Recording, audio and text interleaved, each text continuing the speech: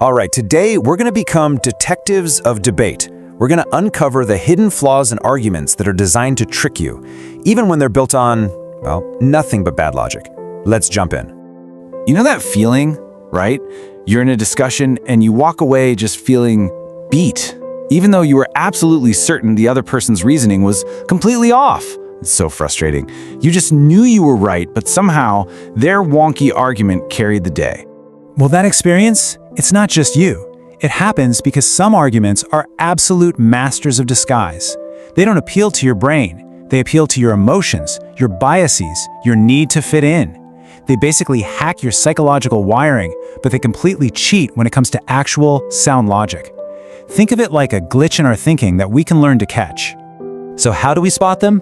Well, we start by understanding a whole category of these errors called fallacies of relevance. And these are all about the art of what I call the argumentative leap, where the conclusion just doesn't follow from the evidence at all.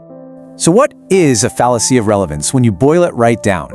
It's when the reasons someone gives for their conclusion feel really powerful and persuasive, but logically, they're completely unrelated.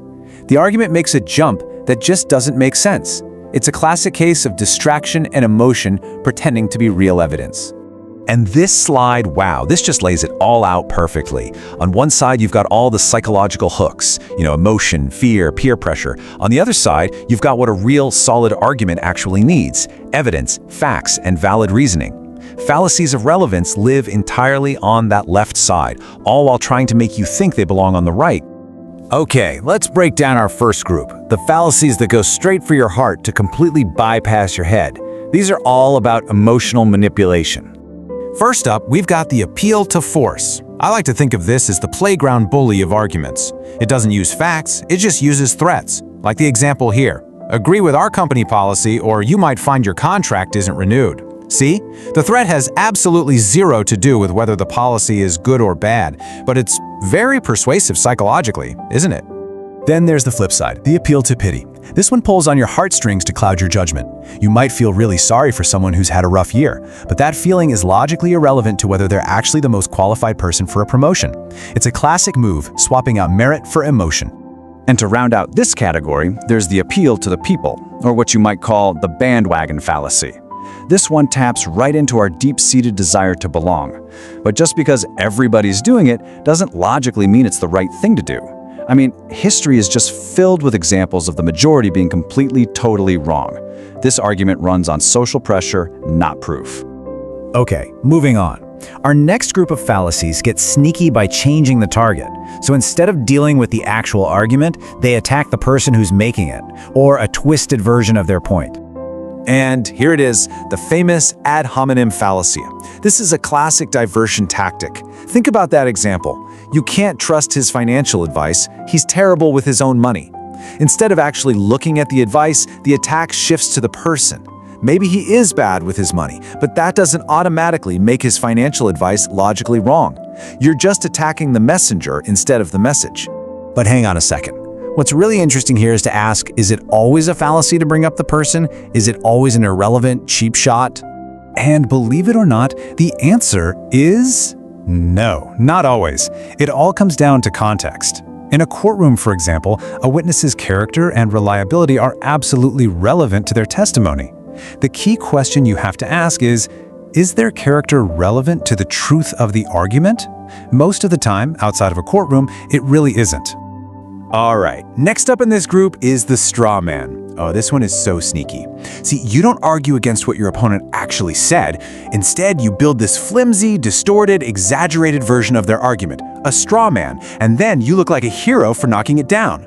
Look how we need more regulation somehow becomes you want to destroy the economy. It's so much easier to fight the fake argument than the real one.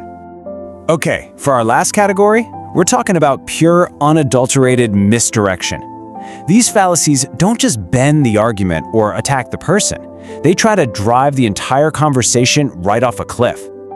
First up in this group is the red herring. This is the ultimate, hey, look a squirrel tactic. When an arguer is cornered with a tough question, they just toss out a completely different, usually emotional, topic to get everyone to chase that instead. The original point? It never gets addressed. It just gets left in the dust while everyone follows the new trail. Now, missing the point. This one's a little strange. In this case, the person lays out perfectly good reasons, but then they jump to a conclusion that has nothing to do with them. Their evidence might strongly suggest, say, reforming the education system or changing its funding, but then they make this insane leap to abolishing an entire department. It's almost like they don't even see the logical path their own evidence is pointing to.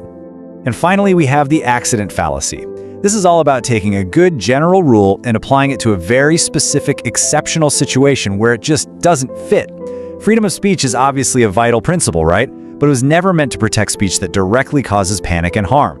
This fallacy totally ignores context, treating every situation as if it's exactly the same. So after going through all that, what's the big takeaway? Well, we've just put together a really powerful toolkit for critical thinking. You are now officially equipped to be a fallacy detective. And here it is, your official cheat sheet for spotting these bad arguments out in the wild. Is someone using threats? That's an appeal to force. Are they attacking the person, not the point? Classic ad hominem. Twisting the original argument? That's a straw man. Changing the subject entirely? You've got yourself a red herring. Think of this as your new field guide. Look, if you remember just one thing from all of this, make it this right here. When you hear an argument, just pause for a second and ask yourself, is there a real logical link between their evidence and their conclusion, or am I just being manipulated by a clever psychological trick? That one question is your most powerful weapon. So there you have it.